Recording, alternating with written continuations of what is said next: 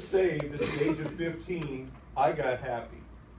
Okay? And I hope every time somebody gets saved, they get happy. And I tell you, in fact, I used to worship the Lord like, amen, hallelujah, praise you, Jesus, I am saved. Hallelujah. I mean, you know, and then I opened my eyes, and nobody else was praising like that. In fact, some of my friends were like, cool it, dude. And so, I realized, hey, you know, I started to dial it back, right? And now, like most people that I go to church with, I worship quietly because apparently that's just how we do it. And I wonder, you know, I love enthusiastic worship because it's contagious. And I love it when a new Christian comes to Christ and they come to church and they're bouncing up joyfully and praising the Lord, because some of the rest of us catch on to that and remember what it was like. But you know, complacency is contagious too, and it's not long before those new Christians have been infected and they learn that we worship quietly.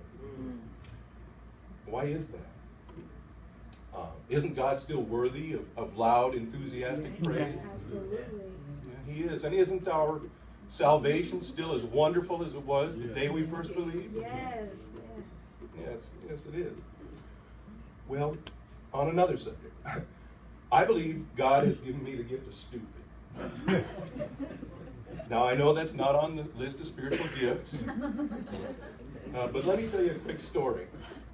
We have a long driveway where we live. And that doesn't mean we have a big house. It just means we have a long driveway. In fact, only 2 of you folks have seen where we live, and one of those 2 who've seen that place has already resigned and left. So I don't know if I had anything to do with that, but it's true. Anyway, and our big garbage can is at the other end of the driveway. So every now and then, you know, if we're going somewhere and we have garbage to take out, we'll hook the garbage bag onto the back of the car, and we'll drive it, you know, stop at the garbage can, throw away the garbage, and then we go about our business. But more than once, we've gotten to where we're going, and we still have that garbage bag on the back of the car.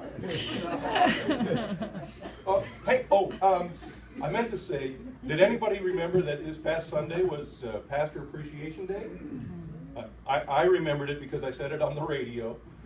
And so, in fact, this is Clergy Appreciation Month. And this past Sunday was Pastor Appreciation Day. And so I actually left for church early, stopped by the drugstore and got Pastor Scooter a card. And then I went back to church and wrote something nice in the card. It was a pretty nice card. Oh, by the way, we heard a powerful message at Hope Church this past Sunday. Who here goes to Hope Church? Who else goes to Hope Church? Yeah, a couple of folks. Good.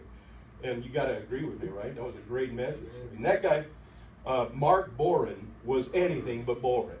I mean, he brought the house down. He prayed down the power of God, and he reminded us that the same Spirit that raised Christ from the dead dwells in us. Yes. And so we ought to be able to do amazing things for God. And I think we are. Anyway, where was I? The garbage can. Oh, yeah, okay, let me finish my other story. So after church, I shook Pastor Scooter's hand, and I told him I appreciated him, and I gave him the card, and then when I walked out to the car, there on the back of my car was my garbage bag. And I realized, man, I drove that thing past my garbage can to the drugstore and then back to the church parking lot, and I was sitting in it filling that card out with the garbage bag on the back. Why didn't any of you folks that go to Hope Church stop and tell me? Let me say this. If you see somebody, if you see a brother or sister in Christ doing something stupid, help a brother out. I mean, that is not the gift of stupid. That's just stupid. That's not really what I was talking about. What I really was talking about is the gift of transparency. And again, I know that's not on the list of spiritual gifts or even fruits, but what I mean is I'm willing to tell just about any story about myself. Previous story was an example. And some people would say that telling just about anything about yourself is stupid. But I think it's a gift because, you know, I can use that story as some people would say, uh-oh, time to get a new car so that they don't know it was me in that car. But I'm saying, no, that's just a sermon illustration now. I don't even care. All right, on to the next story. So when I was about 13 years old, I thought I heard a still small voice suggesting I should be a pastor. And I was in a Lutheran church.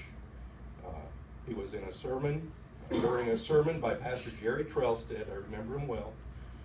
I don't know what he was preaching on, and I'm not really sure if the still small voice was God or if it was me, because I was watching Pastor Trelstead, and it was like, man, I could do that. But the feeling was strong enough that I mentioned it to my folks. And what they said was, well, maybe you should talk to Pastor Trelstead about that. And so I did. And I remember, now, Pastor Trelstead was an elderly man, probably about my age now, and I was 13. So to me, he was ancient. Actually, you know what? After I wrote that, I discovered he's 10 years younger than I thought. And so now I must seem, to the 13-year-old me, I would be extremely ancient. Again, it's happening. But I remember the first little bit of that conversation.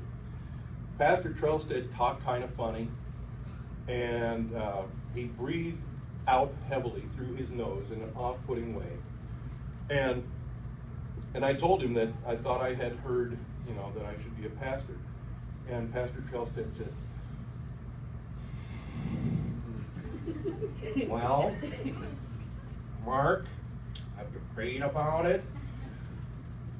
And I don't remember the rest of that conversation. Because at that point I realized I didn't want to be like Pastor Trelstead. I was not very mature as a 13-year-old. Another example, the gift of spirit. Trying to be transparent here. You are.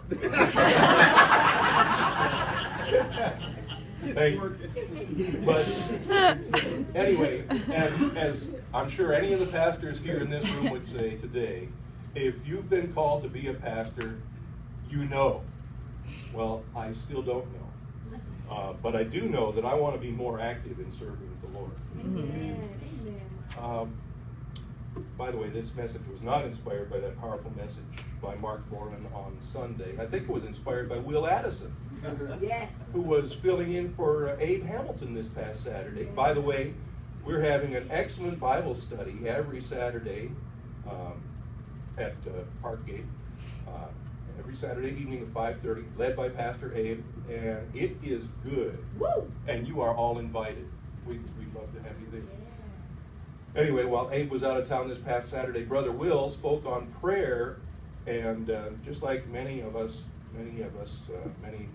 pastors here, Pastor Joseph comes to mind, encouraged us all to pray more. And I got to thinking, now if I prayed more, what would I pray about? And so Ephesians 5:16 came to mind. Make the most of every opportunity. 1 Peter 3:15 says to be ready always, to give a reason for the hope that is within you. So now I'm praying that I would become better at recognizing opportunity to share my faith. And that I would be bold to share my faith. And that I would have the right words when it comes time to share my faith. And to that end, I'm trying to spend more of my spare time in the Word and in preparing my reason. You've probably heard of an elevator pitch. If you had 60 seconds in an elevator with an investor and you had a great idea, could you tell them about it in 60 seconds? That's an elevator pitch. So I want to have a short, compelling presentation of my Christian witness ready for that next opportunity. And that's something I'm going to be working on. I have been working on it. The thing is, I'm afraid my complacency in worship has infected the rest of my Christian walk. Because I haven't been as active as I can in making the most of every opportunity. So I pray that God will restore to me the joy of salvation. Yes. That's Psalm 51:12. And that I will be not only a hearer but a doer of the word. James 1:22. Amen. Amen. All right. Last time.